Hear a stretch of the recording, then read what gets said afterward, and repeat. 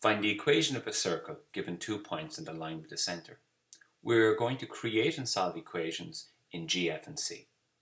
We know the centre is on this line L, 3x minus y minus 7 equals 0. And the centre point, we'll call that negative f, negative g. So we'll sub that into the line equation L, and this gives us an equation that negative 3g plus f equals 7. I'll call this equation 1. We know the standard version or equation for any circle is x squared plus y squared plus 2gx plus 2fy plus c equals 0.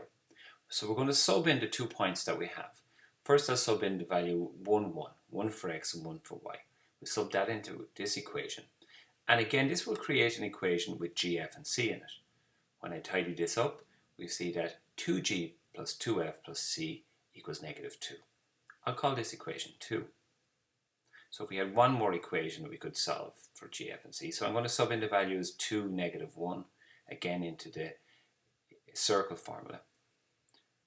So this creates the equation that 4g minus 2f plus c equals negative 5. So now this becomes an algebra question. We want to solve this system of equations. I can see that we can eliminate c's by subtracting equation 3 from equation 2.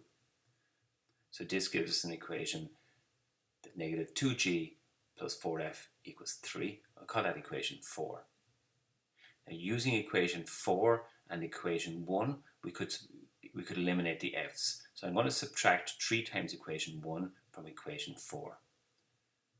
When I do this, we can now solve for g. So this time we know that g is equal to negative 25 over 10, which reduces to 5 halves, negative 5 halves.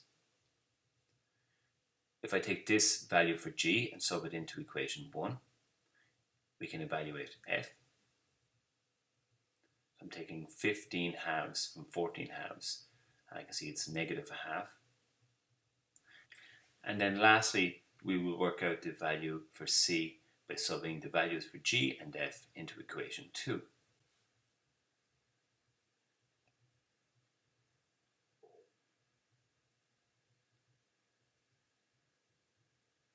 And we see c is 6.